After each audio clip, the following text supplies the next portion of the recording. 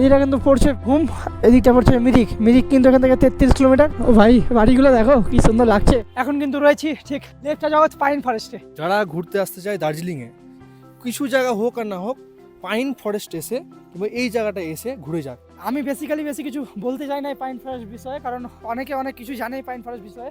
এটাকে অনেকে ভুতুরে জায়গা বলে জানে, কিন্তু এখানে কিন্তু সেরকম কোনো ব্যাপারই নেই। আগের পর্বে কিন্তু তোমাদের এই পেস প্যাগোডা বা শান্তিস্তূপটি দেখিয়ে কিন্তু সোজাসুজি চলে গেছিলাম বিজনবাড়ির উদ্দেশ্যে এবং সেখানে একটি রাত্রি কাটিয়েছিলাম। তো সেই ভিডিও অর্থাৎ আগের পর্বটা যারা দেখেননি তাদের কাছে অনুরোধ, তারা অবশ্যই ওই ভিডিওটা একবার দেখে আসুন। উপরে আই বাটনে কিন্তু ভিডিও লিঙ্ক দেওয়া থাকলো, তাছাড়াও ভিডিও ডিসক্রিপশন বক্সে ভিডিও লিঙ্ক দেওয়া থাকলো। আমরা কিন্তু বিজনবাড়ি এসেছিলাম দার্জিলিং হয়ে।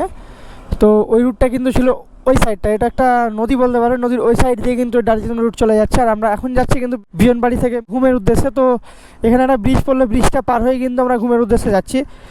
তো চলো বাইকটা আবার রাইড করি আর যত তাড়াতাড়ি হয় ঘুমে পৌঁছোই। তো ম্যাপ চেক করলাম, তাছাড়াও স্থানীয় মানুষের কাছে জানলাম। তো ওনারা বলছে ঘুমের রাস্তাটা নাকি একটু শর্ট হবে আর অতটা চড়াই বা খাড়া উঠতে হবে না। যেমনটা আমরা যখন কাল দার্জিলিং হয়ে নামলাম, রাস্তাটা কিন্তু খুব ডাউন ছিল, মানে উঠতে আসছে আমাদের হালাত খারাপ হয়ে যেত প্ল্যাটিনা নিয়ে। ওর গাড়ি হয়তো ঠিকঠাক উঠে গেলেও আমার প্ল্যাটিনা ওটাতে একটু সমস্যা হতো। তার জন্যই ভাবনা চিন্তা করে দেখছিলাম কী করা যায়। তো স্থানীয় মানুষের সঙ্গে কথা বলে এই রুটটার খোঁজ পেলাম, আর গুগল ম্যাপও কিন্তু আমাদের দেখাচ্ছিলো। তারপর ভাবনা চিন্তা করলাম, প্ল্যানিং করলাম, আমরা কিন্তু ঘুমে আজকে স্টে করবো। এখন ঘুরেছে সময় হচ্ছে মোটামুটি 10টা, আর এখান থেকে ঘুম গিয়ে কিন্তু ঘুমে হোটেল নেবো বা হোমস্টে নেবো। সেখানে কিন্তু লাগেজগুলো সব রাখবো, তারপর কিছু কিছু পয়েন্ট ঘুরে দেখবো। তার মধ্যে একটা পয়েন্ট কিন্তু সব থেকে ভাই সেরা থাকবে। আর এই দেখতে পারো তোমরা পাহাড়ের কিছু সৌন্দর্য।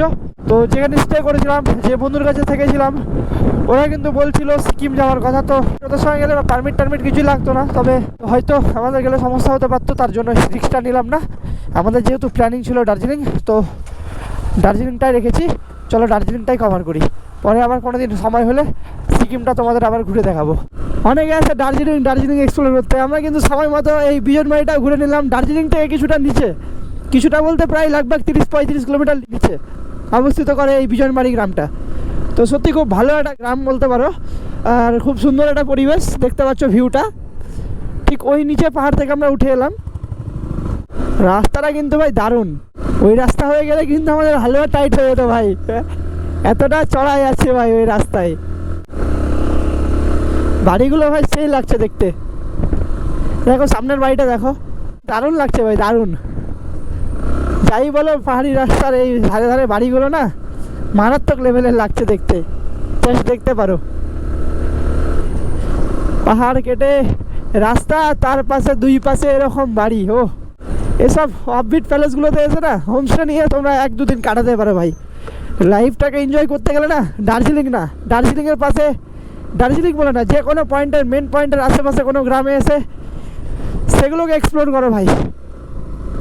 আসল জিনিসটাকে এনজয় কাকে বলে তবে বুঝতে পারবে। এটা পার্সোনালি আমি মনে করি আর কি। মেন পয়েন্টগুলো তো ভাই সবাই আছে, এসব আশপাশের ছোটোখাটো গ্রামগুলো, সৌন্দর্য গ্রামগুলো কে অনুভব করতে চাই। পাহাড়ের কিন্তু অনেকটা টপে আমরা চলে এসেছি, আর বাদিকের পাহাড়গুলো দেখো ভাই, ও ভাই কি লাগছে ভাই, বলে তোমাদের বোঝাতে পারবো না। এরকম রাস্তা দিয়ে যাচ্ছি আর পাশে এরকম পাহাড় অনুভব করতে করতে ভাই। শুধু দার্জিলিং ঘুরলে হবে না ভাই, এইসব জায়গাগুলো না অনুভব করতে হবে, জাস্ট একটা রাইড নিতে হবে এইসব রাস্তা দিয়ে। আমি রিকমেন্ড করবো, এখন অবধি যে রাস্তাটা পেলাম না এই বিজনবাড়ি থেকে ঘুমের, সত্যি খুব সুন্দর রাস্তা ভাই। তোমরা আসলে এই রাস্তা হয়ে একটা রাইড নিতে পারো। বিজনবাড়িতে কিন্তু অনেক হোমস্টে হোটেল এগুলো কিন্তু পেয়ে যাবে থাকার মতো। হয়তো বাজেট এদিক ওদিক হতে পারে, কিন্তু হোমস্টে হোটেল এগুলো কিন্তু থাকবেই। আর আমরা যেহেতু এখন যেহেতু অফ সিজনে এসেছি, অফ সিজনের রেটটা কিন্তু অনেকটাই ডাউন থাকবে সিজনের তুলনায়। তো হ্যাঁ, ওরা ওদের মতো রেট বলবে, তোমরা কিন্তু তোমাদের মতো বার্গেনিং করে নেবে, তাহলেই হলো, তাছাড়া কিছুই না। বাইরে ঘুরতে পাই বেশি পয়সা লাগে না। আমরা এত বড় একটা রাইড করছি দার্জিলিংয়ের, খুব একটা বেশি বাজেট নিয়ে করছি না, কিন্তু 3 থেকে 4 হাজারের মধ্যে আমাদের এই বাজেটটা আছে। তোমাদের একটা কথা বলবো, তোমরা যদি পাহাড়ের রাইডে আসো না, তাহলে কিন্তু গুগল ম্যাপের ভরসায় কিন্তু থেকো না। স্থানীয় মানুষের সঙ্গে কথা বলে রুট জিজ্ঞেস করে নেওয়াটাই বেটার হবে। এরকম কিন্তু কিছুটা রাস্তা খারাপ দেখতে পাচ্ছ, রোডিংগুলো একটু আস্তে আস্তে কভার করতে হবে। আশা করি আবারও কিন্তু ভালো রাস্তা পাবো।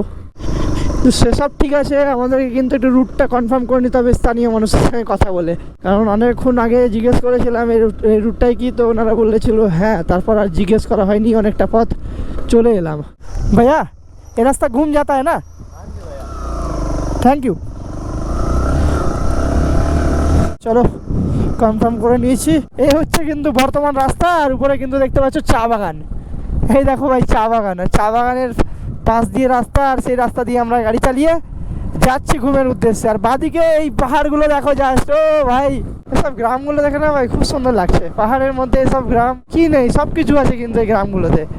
মুদিখানার দোকান থেকে শুরু করে হার্ডওয়্যারের দোকান, টি স্টল, ফুড স্টল সবই কিন্তু রয়েছে এখানে। এতক্ষণ থেকে যে এলাম বিজনবাড়ি থেকে আসার পর কিন্তু এই একটা গ্রাম পেলাম, একটু বড় গ্রাম এবং একটু মার্কেট প্যালেস এরিয়া বলতে পারো তোমরা। দেখো অনেকটা বড় জায়গা নিয়ে একটা গ্রাম, আর মার্কেট টার্কেট সবই রয়েছে। আর মাঝে মধ্যে কিন্তু কিছু কিছু গ্রাম পড়ছে যেগুলো ছোটোখাটো হলেও সৌন্দর্যটা কিন্তু খুব অসাধারণ। আর এগুলো অনুভব করতে চাইলে কিন্তু এই সব আপবিট প্যালেসগুলোতে একবার অন্তত আসতে হবে সময় নিয়ে। এদিকে কিন্তু ট্যুরিস্ট সেরকম আসে না যা বুঝতে পারছি, স্থানীয় লোকেরাই যাতায়াত করে। আর সামনে কিন্তু এরকম একটা ভিউ পয়েন্ট পেয়ে গেলাম। মহাদেবের কিন্তু একটা মূর্তি রয়েছে, হনুমানজির মূর্তি রয়েছে, অর্থাৎ কোনো একটা হিন্দু মন্দিরই মনে হচ্ছে কি হিন্দু মন্দিরই। এক ফটো তো বানতি হয় यहाँ पर। এতে কিন্তু এখানে গাড়ি লাগিয়েছি, আর এরকম একটা পয়েন্ট পেলাম, মহাদেবের এবং হনুমানজির কিন্তু মূর্তি রয়েছে। তো কিছু ফটোশ্যুট কিন্তু এখানে করলাম, খুব একটা ভালো একটা লোকেশন বলতে পারো। এই বিজনবাড়ি থেকে এই ঘুমের রাস্তায় কিন্তু পড়লো এই পয়েন্ট। তোমরা যদি এই রুট দিয়ে যাও তাহলে কিন্তু এই জায়গাটা ভিজিট করো এবং দু একটা ফটোশ্যুট করে যেতে পারো। ঠান্ডাটা কিন্তু অনেকটাই বেড়ে এসেছে, আর রাস্তাটা কিন্তু একবারেই নির্জন রাস্তা, কারণ খুব রিয়ার মানুষজন কিন্তু দেখতে পাওয়া যাচ্ছে এই রাস্তায়। এই ভিউটা একবার দেখো ভাই, আরে ভাই এখানে কিন্তু একটা ওয়াটারফলও রয়েছে গাইস। তো এখানে কিন্তু এলাম, এদিকটা কিন্তু পড়ছে ঘুম, এদিকটা পড়ছে মিরিক কিন্তু এখান থেকে 33 কিলোমিটার। আর বিজনবাড়ি কিন্তু আমরা পেছন রাস্তা যদি এলাম এদিকটাই 26 কিলোমিটার। তো এখান থেকে আমাদেরকে জিজ্ঞেস করে নিতে হবে। মিরিক রোডটা কিন্তু ধরলাম, ওখানে কথা বললাম, তো বললো লেফটটা জগৎ পাইন ফরেস্ট কিন্তু এই মিরিক রোডেই পড়বে, তাই বললো। Landslide ahead.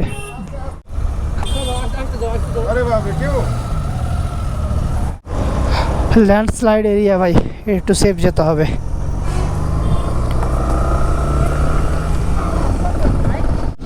রাস্তাটা দেখো ভাই, মেঘ না কুয়াশা এখন আমরা বুঝতে পারছি না, কিন্তু প্রচুর ভাই। দেখো উপরটা কিছু দেখা যাচ্ছে না ভাই, আমাদের মধ্যে দিয়ে কিন্তু ভেসে যাচ্ছে দার্জিলিংয়ে ভাই, মেঘটা খুব দেখা যায়। তবে যেহেতু শীতকাল পড়ে গেছে তো কুয়াশাও হতে পারে। এটা সুখিয়া কিন্তু 9 কিলোমিটার এখান থেকে, আর এটা কিন্তু সুখিয়া হয়ে মিরিক যাচ্ছে। তো আমরা কিন্তু ভেবেছিলাম এই রোড ধরে কিন্তু বাড়ি ফিরবো, কিন্তু সেটা করা যাবে না, কারণ এখনো পর্যন্ত দার্জিলিংয়ের কিছু পয়েন্ট আমাদের বাকি আছে। এই পাইন ফরেস্ট ঘুরে আসবো, লেফটে যাবো পাইন ফরেস্ট, তারপরে কিন্তু আবার দার্জিলিংয়ে যাব। আর এগুলো কিন্তু টোটালি ল্যান্ডস্লাইড এরিয়া, তো এগুলোতে কিন্তু আমাদেরকে একটু তাড়াতাড়ি বেরোতে হবে। ঠান্ডা ভাই মারাত্মক লাগছে ভাই, সবাই প্রিপারেশন নিয়েছে ঠান্ডা থেকে বাঁচার, কিন্তু আমি কিন্তু এখনও নেয়নি। একটা জামার উপরে রাইডিং জ্যাকেট, সেইভাবে কিন্তু আমি এখনও সার্ভাইভ করছি, কিন্তু ঠান্ডা ভাই মারাত্মক লেভেলের লাগছে ভাই। এরকম ফগ আর পাইন ফরেস্ট, আশা করি লেফটে যাবে পাইন ফরেস্ট আমরা পাবো। যদি পাই ভাই আলাদাই কিন্তু ভিউ তোমরা দেখাতে পারবো ভাই। আর এই লেফটে যাবে পাইন ফরেস্টকে কিন্তু ভুতুরে অঞ্চলও বলা হয়। তো চলো সেই ভুতুরে অঞ্চল কিন্তু এক্সপ্লোর করবো এবং তোমাদের দেখাবো। লেফটে জগৎ গিয়ে কিন্তু আমি ভিতরে কিছু একটা পরে নেবো, না হলে কিন্তু আমার অসুবিধা হবে গাড়ি চালাতে। এই জায়গাটা দেখো ভাই, উপরটা দেখো, বিভিন্ন রঙের কিন্তু ফুল দেখতে পাচ্ছি উপরে। গাড়ি চালানোর সময় কিন্তু হেলমেট অবশ্যই ইউজ করো। ও ভাই বাড়িগুলো দেখো কি সুন্দর লাগছে ভাই। আর লেফটে জগৎ পাইন ফরেস্ট, আচ্ছা আচ্ছা ঠিক আছে।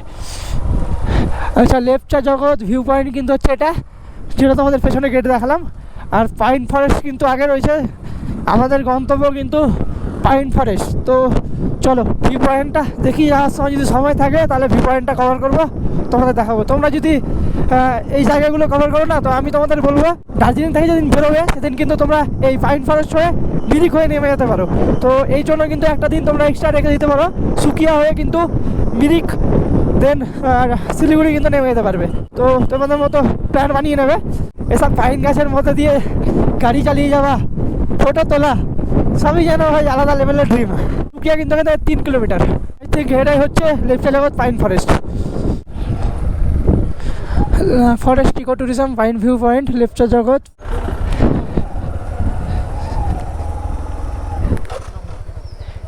ऐसे रख सकते हैं? गाड़ी निकलने का जगह रखना है। हाँ वो तो जगह है लेकिन ऐसे रख सकते हैं ना। এ ব্যাগ টান করে নিতে পারবে কিন্তু এ নিতে পারবে না, তুমি এখানে ভরো। ভাবি চা খাবো, তারপর কিছু খেলে খাবি, ব্রেকফাস্ট করবি, তারপর কিন্তু ঘুরবো, কারণ আগে ঘুরে নেবো না, তখন মনে হবে খিদে লেগেছে, চল চল চল ওই করে তাড়াহুড়ো হয়ে যাবে, কারণ আমাদের মেন পয়েন্ট থেকে এটাই আছে, এটা টাইম দিয়ে এক্সপ্লোর করবো, চল। কোনটা যেমন হ্যাঁ আরো কিছু জায়গায় যাবো। হ্যাঁ তো সেটা হবে, চাপ নিচ্ছিস কেন, কভার হয়ে যাবে তো, আগে চল খেয়ে নি তারপর এই জায়গাটা কভার করবো। তো আমরা কিন্তু 3 প্লেট মোমো অর্ডার করেছি, আমারটা আসছে আর দুজনের, আর ও কিন্তু খাবে ম্যাগি। তো পাইন ফরেস্টটা ঠিক সামনে কিন্তু দোকান, আর ট্রাই করে দেখি কেমন আছে।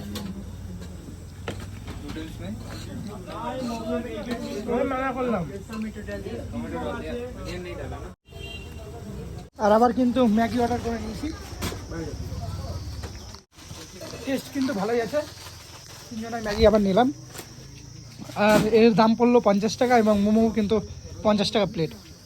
তো চলো তাড়াতাড়ি খেয়ে নিই, তারপরে কিন্তু পাইন ফরেস্টটা এক্সপ্লোর করবো। এই হচ্ছে কিন্তু লেপচা জগৎ পাইন ফরেস্টের টিকিট, যেটার ফেয়ার পড়লো পার পার্সন কিন্তু 20 টাকা করে। আর এখানে কিন্তু আমরা এন্ট্রি করছি, কোনটা আছে ভাই, এটা নাকি?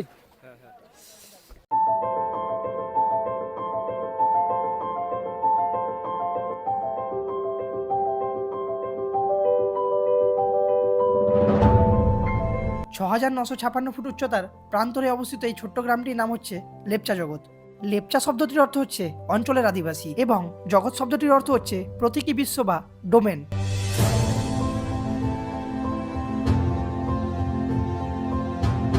আপনাদের বলে রাখি, লেপচা জগৎ মূল শহর দার্জিলিং থেকে প্রায় 13 থেকে 14 কিলোমিটার দূরত্বে অবস্থান করে। এই লেপচা জগৎটি বন্যপ্রাণী অভয়ারণ্য বা জাতীয় উদ্যান না হলেও এটি কিন্তু WBFDC অর্থাৎ ওয়েস্ট বেঙ্গল ফরেস্ট ডিপার্টমেন্ট কর্পোরেশনের আওতায় রয়েছে। আপনারা যারা প্রকৃতিপ্রেমী অর্থাৎ প্রকৃতি এবং শান্তির মিশ্রণ সহ একটি অব্বিট জায়গায় থাকতে ভালোবাসেন, তাদের জন্য এটি একটি আদর্শ জায়গা। জাস্ট এই পাইন ফরেস্টগুলো দেখতে পারো। কেমন লাগছে বাপি তোর এই পাইন ফরেস্টে? খুব সুন্দর লাগছে, যদি রোদটা থাকতো আর একটু ভালো ভিউ পাওয়া যেত। তুই চাইছিস রোদ, কিন্তু আমি চাইছি এই পাইন ফরেস্টের মধ্যে যদি একটু ফগ আসতো না, তাহলে ভাই আলাদাই ভাইবস আসতো, আলাদাই ফটোর কিন্তু কোয়ালিটি আসতো। তো চলো দেখি আর কি কি দেখতে পাই এই পাইন ফরেস্টে। বাঘ ভালুক এগুলো কিন্তু আছে, চলো তোমাদের দেখাবো, শুধু ভিডিওটা কন্টিনিউ করো। বাঘ ভাল্লুক দেখবে গাইস, চলো দেখাচ্ছি। এই যে বাঘ ভাল্লুক, এই দেখো ভাল্লুক, এটা এই দেখো বাঘ, দেখছো ভাল্লুক কিভাবে দেখছো, দেখো দেখো, এই দেখো দেখো অবস্থাটা দেখো। এতক্ষণ কিন্তু যেটা চাইছিলাম সত্যি মনের আশাটা যেন পূর্ণ হলো। গোটাই কিন্তু ফগে এসে ঘিরে দিয়েছে, কিছুই দেখা যাচ্ছে না, জাস্ট এখান থেকে হয়তো কিছুটা দেখা যাচ্ছে, তারপর কিন্তু কিছু দেখা যাচ্ছে না। তো এটাই কিন্তু আমরা চাইছিলাম। কেমন লাগছে ভাই? সেরা লাগছে। তোমাদের কেমন লাগছে গুরু? অপূর্ব, অসাধারণ, তাই একদম অসাধারণ, পুরো স্বপ্ন পূরণ, স্বপ্ন পূরণ এখানে এসে। পয়সা উসুল, পয়সা আসুল। পয়সা শুরু বলবো না, কিন্তু স্বপ্ন পূরণ। তো এই মুহূর্তে কিন্তু আমরা এসে পৌঁছেছি দার্জিলিং এর ঠিক পাশে, জায়গাটার নাম হচ্ছে লেপচা জগৎ পাইন ফরেস্ট। তো এই জায়গায় এসে সত্যি আমরা 4 জন এসেছি, তো 4 জনের মধ্যে একজনকে আমি ডেকে নেবো, তার কাছ থেকে এই জায়গায় কেমন লাগছে, তার কেমন অনুভূতি হচ্ছে সেটা জেনে নেবো। দর্শকদের বল এখানে এসে কেমন লাগছে তোর, বাকি দার্জিলিং এর যে স্পটগুলো আছে সেগুলো বাদে এই জায়গাটা কোন জায়গায় রাখবি তুই? এই জায়গাটা একদম কি বলবো, খুব সুন্দর জায়গা। তোমরা এই জায়গাটা অনেকে আসে না, হয়তো আউটসাইডে পড়ে যাচ্ছে বলে, কিন্তু তোমরা এই জায়গাটা ভিজিট করতে পারো, খুব সুন্দর জায়গা, এসে অনেক আনন্দ পাবে। আমরা অনেক আনন্দ করেছি, ভিডিওর মধ্যে সম্পূর্ণ দেখতে পাবে। আমরা কিন্তু অনেকটা উপরে উঠে চলে এসেছি, তোমাদের দেখাচ্ছি। মন চাইলে কিন্তু আরো উপরটায় যেতে পারবো, তো এরকম কোনো কিন্তু ভয়ের কোনো ব্যাপার নেই, তোমরা চাইলে নির্ভয়ে কিন্তু এখানে ঘুরতে পারো। তো আসো এখানে এসে ফটোশ্যুট করো, ভিডিও শ্যুট করো। আর এখানে কিন্তু আমাদের মধ্যে আরো 2 জন আছে, তাদের কাছ থেকে কিন্তু রিভিউ নেবো ঠিক এই জায়গাটার। আমাদের সঙ্গে আছে আগে যে তোমাদের বললো হচ্ছে সদীপ। এবার আমরা ডেকে নেবো বাপিকে, এবং বাপির কাছে জেনে নেবো এই জায়গায় এসে তার অনুভূতিটা ঠিক কেমন হচ্ছে। তোমরা এখানে আসতে পারো, ঠিক আছে। দার্জিলিং থেকে বেশি না, 26 কিলোমিটার দূরে আছে। না না ভাই এতটা না, তাহলে কত হবে? দার্জিলিং থেকে ডিস্টেন্স হবে মোটামুটি সামথিং 14 কিলোমিটার দার্জিলিং স্টেশন থেকে। দার্জিলিং স্টেশন থেকে অভয় বললো 14 কিলোমিটার ডিস্টেন্স আছে, তোমরা এসে দেখতে পারো। এই রাস্তাটা চলে যাচ্ছে মিরিক যাওয়ার পথে, সুকিয়া মিরিক যাওয়ার পথে তুমি এই পাইন ফরেস্টটা পাবে। তো এখানে এসে আলাদাই অনুভূতি হলো। দার্জিলিংয়ে যারা ভিজিট করে তারা এই জায়গাটায় অতটা ভিজিট করতে চায় না, কেন এটা নাকি ভুতুড়ে জায়গা বলে এইসব, সেই জন্য ভিজিট করে না। তো তোমরা এসো, অবশ্যই ভালো লাগবে তোমাদের। তোকে প্রশ্ন করব যে দার্জিলিং এর বাকি যে পয়েন্টগুলো আছে সেগুলোর থেকে এইটাকে কোন জায়গায় রাখছিস? এটাকে আমি যদি আমি পার্সেন্টেজ হিসাবে দেখি তো এটাকে আমি 80% হিসাবে রাখতে চাইছি। মানে 100-র মধ্যে তুই 80% এখানে দিতে চাইছিস, যে দিতে চাইছি। ভোটিং হিসেবে 80% দিতে চাইছিস, মানুষ এখানে আসুক, আচ্ছা, সৌন্দর্যটা পাবে, তাই তো?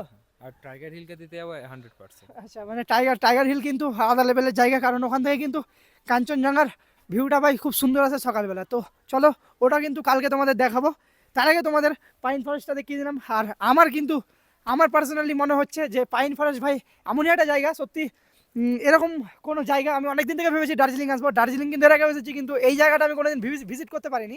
তবে অনেক দিন থেকে স্বপ্ন আছে যে এই জায়গাটা একবার আসবো, অ্যাটলিস্ট ওয়ান টাইম এই জায়গাটায় আসবো। আর এই জায়গা ছাড়াও কিন্তু আরেকটা জায়গা আমি ভেবে রেখেছি, তবে ওই জায়গায় যেদিন যাবো সেদিন তোমাদের আবার দেখাবো। তো আমাদের সঙ্গে এই রাইডে কিন্তু আরও একজন আছে যার নাম হচ্ছে জিৎ, তো তাকে ডেকে নেবো এবং তার কাছ থেকে কিন্তু এই জায়গা নিয়ে কিছু ডিটেলস নেবো বা কেমন লাগছে তার এখানে অনুভূতি সেটা জেনে নেবো।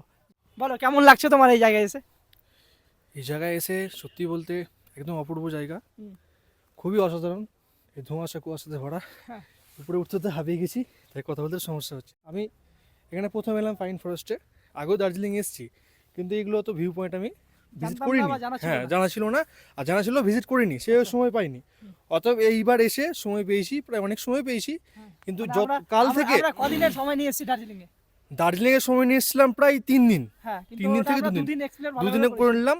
জবে থেকে বেরিয়ে এসেছি শুক্রবার, বৃহস্পতিবার বেরিয়ে এসেছি, বৃহস্পতিবার এই বর্তমানে এই জায়গাটা এসে একদম পুরো শান্তিপ্রিয় জায়গা হলো, খুব সুন্দর লাগলো। মানে মনে হলো যে না আমাদের ডেস্টিনেশনটা ফাইনাল ডেস্টিনেশনে এসে পৌঁছেছি। হ্যাঁ, মনে হচ্ছে যে হ্যাঁ এবার পুরোপুরি সম্পূর্ণ স্বপ্নপূরণ হলো। হ্যাঁ।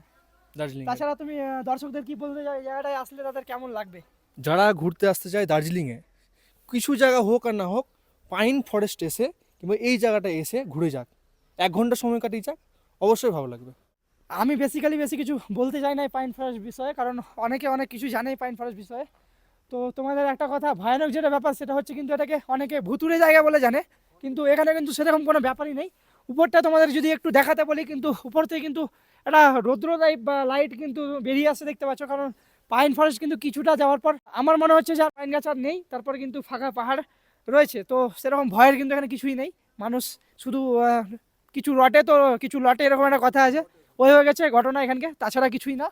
তো খুব ভালো জায়গা, আমার নিজের পার্সোনালি খুব ভালো লাগলো জায়গাটা ভিজিট করে। দার্জিলিং এসেছি, দার্জিলিংয়ে এত পাহাড় দেখেছি, যে শান্তিটা পাইনি সেই শান্তিটা কিন্তু এখানে এসে পেয়ে গেছি ভাই।